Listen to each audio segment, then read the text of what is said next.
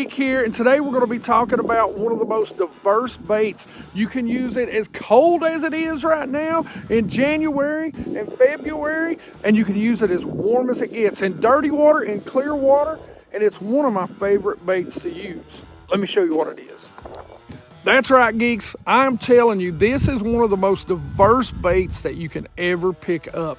It's one of my favorite baits. You guys have heard me use it, seen me use it here on the channel before, and it can just be used in so many different ways. It's incredible in some ways, and sometimes you geeks may not even think about using it. And that is a Damiki Vault, blade bait, a blade bait in general. Now, what makes a vault a little more diverse than others, and it's those three little holes at the top that they put in, and the shape of the nose. So we're going to talk about that here in just a minute. So if you haven't noticed the hat and the hoodie, Baitworks is going to sponsor the BassGeek boxes in 2024. Now, if there's something in the BassGeek box that you really like, man, go over to Baitworks. We'll have links in the description. Please follow those links. It does help the channel out and doesn't cost you a dime. Does not cost you a dime extra. But it does help us do what we need to do. It helps us put some gas in the Green Goblin, man. It helps us pick up those baits that we can test out.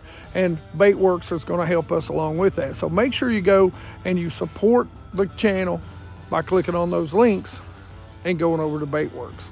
So now, let's see what one of you lucky geeks are going to win in the January. Yes, I know it's February, but that just means we're giving away 2 boxes in close proximity. But this is the January BassGeek box. All right, geeks, so what you're going to get in this box, the first ever Baitworks box, you're going to get a BassGeek sticker. You always get a BassGeek sticker. And you're going to get a Baitworks sticker. So I always try to give you $50 in retail. So $50 in baits. You're also going to get a Mega Bass Vision 110 Junior, one of my favorite colors, algae bone. Now, during January and during February, one of my favorite things to do, and I swear this is one of my favorite spoons. Now, this is a 7/8 ounce, so it's a little bit heavier, but this is the War Eagle jigging spoon, and this is in coleslaw. Next up, you cannot not throw a jig this time of year, and there's nothing better than a ball head finesse jig, and this is the heavy finesse jig from War Eagle. This is in green pumpkin candy, one of my favorite colors, and this is a 3/8 ounce. Then of course we got to throw in my favorite thing to fine fish with, and that is a good old Yumbrella. So a Yumbrella Flash Mob Junior. To go with that, we're going to give you some Strike King Rage Swimmers in that 3.25. It's a perfect all-around size for that Flash Mob Junior, and this is in Sexy Shad. Last but not least, we're going to hook you up with one of my favorite blade baits. I think it's really the best blade bait on the market. This is in Holo Reel Shad. This is the Damiki Vault.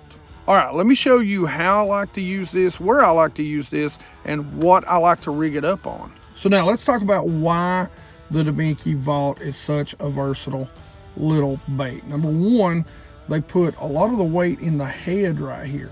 Now, if you guys have watched any of my Lipless Crankbaits videos, you'll know that one of my favorite things to do is grind. So when you change this little clip, you can leave it here. That works perfectly, which is 90% of the time in this hole, which is where I like it. Or you can put it here, and it's really going to tip down, and it'll actually use this nose if you're grinding flats, and it'll actually come across some light cover, some wood, some rocks. Now, one thing that I do suggest if you're going to use it for that is to take these off and put maybe a size smaller. These are already some short shank, good hooks, in my opinion, that comes on these. But when it comes to rigging, guys, really, I already have a rod that's rigged up for it, so I'm not going to go through the whole knot thing. But the big key to this is you've got 3 holes: less vibration, moderate vibration, most vibration. Okay, it's that simple. And again, what makes this so versatile is just simply the ability to be able to use it as a vertical blade, cast it out and kind of just hop it back to you, or fish it every way that you like to fish a lipless crankbait. And what's great about this is I use this and a lipless almost hand in hand. If I'm in clear water during the spring or during the late winter, I will use this in place of a lipless. So you can see I'm not really going to show you how to really take this off. I just go ahead, I've already got a rod, just tie your favorite knot, whatever knot you like. You guys know I use the Byzantine and San Diego Jam most of the time. And we're going to put it in the middle hole, and I'm going to show you what rod, reel, and line I like to use for this. All right, geeks, let's talk about rod, reel, and line setup. Now, it is winter time, and I will tell you I've got a little faster reel on here right now than what I would normally have, okay? Now, I've really been playing with some arc reels lately. This is the Gravity. It is a 7.1. I will tell you, if I'm fishing this more into the spring and a lipless, I would rather be at a 6.5. But, you know, you can slow down with the Gravity with the 7.1, that's fine. 6.5 to a 7.1 is kind of right where I like to be at, to be honest with you. So, I like a higher speed when I'm fishing it a little more vertical so that I can just set the hook and get those bass in. A lot of times they're pretty deep. Now, this is the TFO Taction Bass. It is a 7.5. I like to be able to make a long cast, medium heavy plus fast action. You can see it can handle a 1/2 ounce to 1 1/4. And again, since I've been fishing a little deeper with the Damiki Vault this year, I like a little heavier rod. Now again, if I'm fishing it as a lipless and in clear water, I'm going to go down to a medium heavy still, but not a plus. I'm going to go down that medium heavy. That's going to handle all the way down to a 1/4 ounce. So just a little bit lighter rod and reel. But since it's still cold, I'm going to show you guys how I like to fish these things during, well, you know, the cold weather. Late winter, super early spring. Line, I'm always going to use K9 line. This is the Pro 100. The Pro 100 is their 100% fluorocarbon, and I'm going to use most of the time 12 to 17 pound test. If I'm around a lot of rock, like I'm going to be around today, you can see that, I'm definitely going to use heavier line.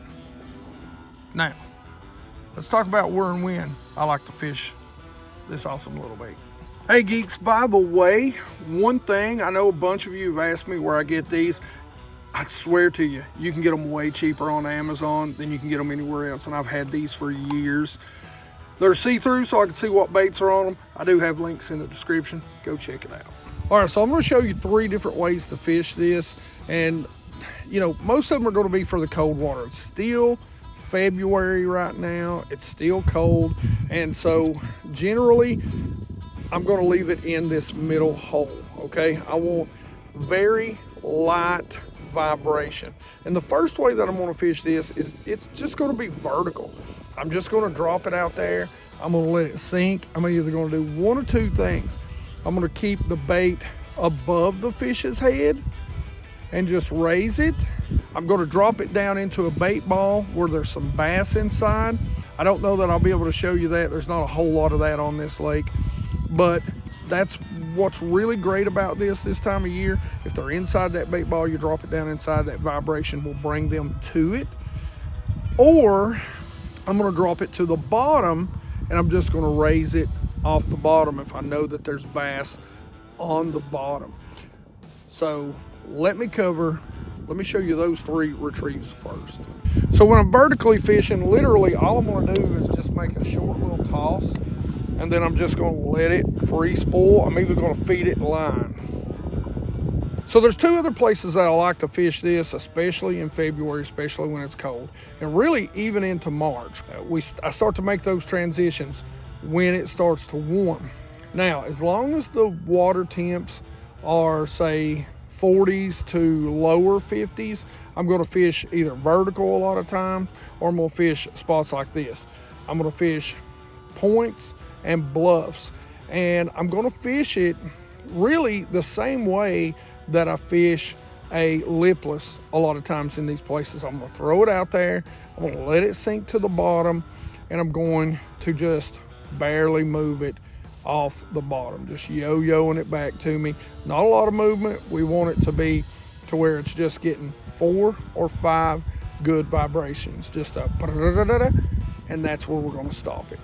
Now, as we start getting into that warmer weather, those lower 50s, mid 50s, that's when I'm going to start treating it a whole lot, especially in clear water. And that's where I think this shines when it comes to, you know, fishing it as a trap, as a lipless crankbait, is when the water temps really begin to warm up. Now, I love to throw a lipless during the spring, but in clear water, I don't know, they're just too loud. You can see them too far away. So I love to throw this in place of a lipless in the spring in clear water. I do it one of 2 different ways. I'll make a cast out, and if I'm up super shallow, I'm gonna really burn it. Or I'm gonna make a cast out, and I'm going to just do the same exact thing I did on the points back there. I'm gonna yo-yo it and bring it back to me that way. Let's talk about setting the hook and fighting the fish. When I'm vertical fishing, when I'm out there and, you know, I've got a lot of line out and I'm vertical fishing, I'm going to straight up hook set. I'm going to give that fish time. I'm not going to horse him in with these hooks. They're great hooks, but they're treble hooks. So I don't want to force it. I don't want to drag them out. I'm going to make sure I'm playing that fish. And it's better for the fish too, not to just drag them in, because a lot of times when they're deep, you know, you've got to worry about having to fizz them. So kind of let them come in at their own, right? Fight those fish. Secondly, if I'm throwing it out, if I'm casting, whether I'm retrieving it anyway, I'm going to lean into the fish, sort of a, not necessarily a side sweep, but kind of a 45 degree. I'm gonna reel down, always keeping that rod tip down as much as I possibly can once those fish get close to the surface, to keep them from jumping and throwing those treble hooks. Don't lean on them too hard though. Don't rip those treble hooks out. Land those bass. All right, geeks, hope you get out there. Hope you try to fish a vault or any other blade bait that you might be, you know, partial to. So, how you gonna win the BassGeek box? All right, hashtag baitworks right here. You see it, hashtag baitworks. To enter the giveaway, we'll give you this box. And if you guys don't win, make sure you follow those links. Hey, it helps us put some gas in the old green goblin here. And as always, questions and comments in the comment section below. Can't win the box if you don't enter hashtag baitworks. Like it if you like it. Don't forget to subscribe. Make sure you ring that bell. 100% Watch Squad, you guys have been busting this channel. I'm telling you, watching those videos all the way through, and every time they come out, you geeks have been blowing it up for us. Thank you. You're allowing me to live a dream. I appreciate you. I love each and every one of you geeks. You geeks rock.